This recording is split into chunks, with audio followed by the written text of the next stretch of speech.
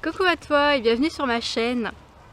Alors une question qui m'a été posée il n'y a pas si longtemps, c'était une question sur l'allaitement et pourquoi j'ai choisi d'allaiter ma fille. Donc la première réponse que j'ai donnée, c'était une question financière.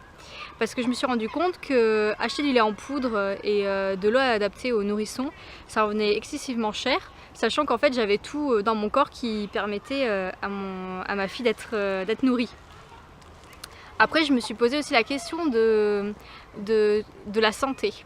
Donc, dans le sens où, quand on achète du lait en poudre, il n'y a pas dedans toutes les anticorps que procure le lait maternel, par exemple. Et puis, on ne sait pas non plus comment a été alimentée la vache. Et aussi tous les antibiotiques qu'on lui a injectés et ça se retrouve aussi dans le lait de la vache. Et après je me suis demandé aussi, mais la vache elle fait du lait, c'est pour qui? Normalement c'est pour son veau.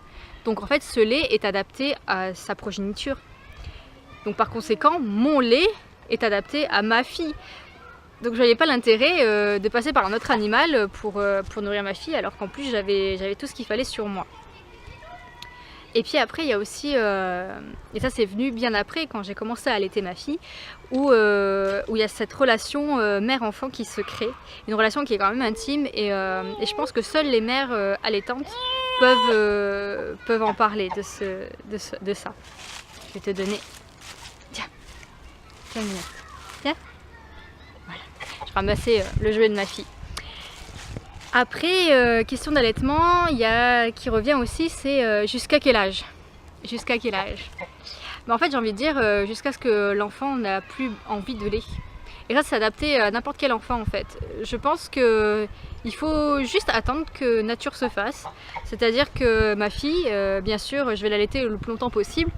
Mais je vais pas l'allaiter jusqu'à ses 18 ans quoi. Il y a un jour où elle va plus avoir envie de boire mon lait.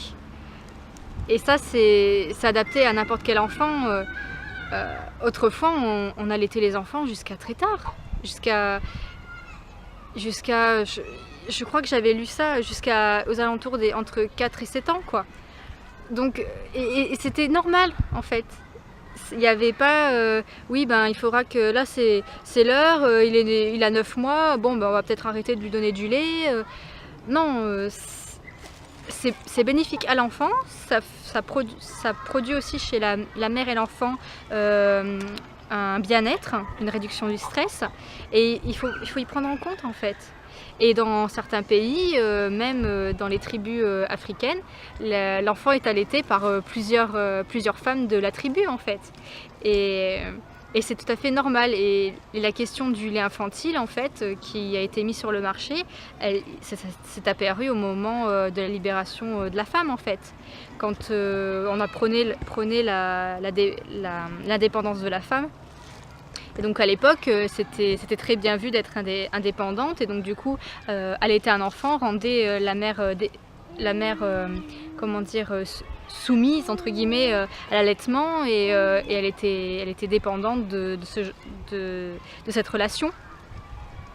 Maintenant on vit à une époque où l'allaitement est un choix et ben moi j'ai fait ce choix là pour les raisons que j'ai énumérées avant. Après je ne vais pas jeter la pierre aux mamans qui ont choisi une alimentation on va dire avec du lait industriel parce que c'est leur choix aussi à elles.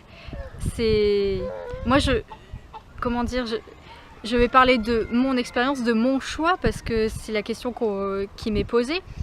Après, les femmes qui décident de reprendre une activité ne peuvent pas forcément continuer d'allaiter leur enfant. Et donc du coup, elles sont obligées de passer par le lait infantile industrialisé. Tiens. C'est tombé encore tout joué. Tiens.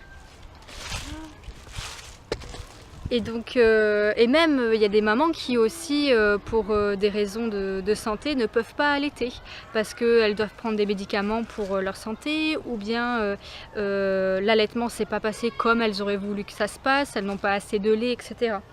Après, il existe aussi une association qui s'appelle la Leche League et qui est faite où il y a des soutiens en fait de personnes qui ont allaité, qui expliquent comment allaiter l'enfant, les moyens à utiliser, et puis ils expliquent les phénomènes de lactation. On peut donner du lait à un enfant alors qu'on n'a jamais été enceinte par exemple. C'est très intéressant de s'informer là-dessus en fait. Ensuite, il y a aussi mon allaitement, comment ça s'est passé.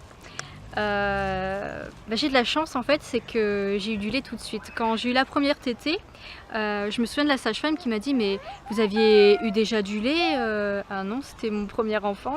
Parce que en fait ma fille a pris tout de suite bien le sein et il y avait, c'est pas vraiment du lait au tout début, mais il y avait quand même un écoulement. Elle arrivait à boire. Après, ce qu'il faut savoir aussi, c'est que l'allaitement, c'est pas tout beau tout rose. C'est comme une vieille, comme ce que disait ma mère, c'est comme une paire de chaussures que l'on essaye, une nouvelle paire de chaussures, et on se fait des ampoules parce que on casse la chaussure à son pied. Et bien, c'est pareil en fait. Quand on allaite au début, on a ce qu'on appelle des crevasses au niveau des seins. Alors ça fait peur, parler comme ça, etc. Mais moi j'ai trouvé, je sais que j'ai eu mal les 2 premières semaines de l'allaitement. Après ça s'est très bien passé. Et en fait j'ai trouvé une solution à ça, c'est la vaseline. Alors bien évidemment il faut que entre chaque tétée, à chaque fois que tu vas donner le lait à ton enfant, il faut bien essuyer, bien laver ton mamelon parce que sinon l'enfant il avale la vaseline. Donc je pense pas que ce soit super bon pour son métabolisme on va dire. Donc, la vaseline c'est un super remède pour aider à la cicatrisation. C'est vrai que moi j'avais essayé beaucoup de crèmes biologiques on va dire, mais ça n'a jamais été aussi efficace que la vaseline. La vaseline, déjà en quelques heures, ça me soulageait énormément. Et aussi, ce que je faisais aussi, c'est que je faisais téter ma fille pendant toute une journée au même sein, pendant que l'autre guérissait, et après le lendemain, je lui donnais l'autre sein, et je faisais guérir le premier. Et ça m'a aidé vraiment à la cicatrisation. Après, qu'est-ce que je pourrais parler d'autre là-dessus? Il existe des petits coussins d'allaitement où on pose le coussin dans son soutien-gorge. Moi j'avais des coussins d'allaitement lavables, mais je mettais en fait la vaseline dessus parce que ce qu'il faut savoir c'est que quand il y a des crevasses, il y a risque que le coussinet se colle au sein et après pour l'enlever ça fait extrêmement mal quoi. Et voilà, après il faut le vivre en fait, l'allaitement pour comprendre. Les papas, ils peuvent accompagner la mère, mais ils peuvent pas savoir vraiment ce que c'est tant qu'on l'a pas vécu, on peut pas savoir ce que c'est. Et même une maman qui n'est pas allaitante ne peut pas dire qu'elle sait ce que c'est, parce que c'est comme raconter à un aveugle ce que c'est la couleur bleue ou rouge. Il faut le vivre en fait, il faut l'avoir vu, et l'allaitement il faut l'avoir vécu en fait. Donc voilà. Cette vidéo est finie. Donc si ça t'a plu, je t'invite à mettre un pouce j'aime. Si t'as pas aimé, tu peux mettre je n'aime pas. N'hésite pas à t'abonner à la chaîne et à mettre la petite cloche pour recevoir les notifications rapidement. Et puis voilà, je te souhaite une très belle journée et puis merci d'avoir visionné cette vidéo.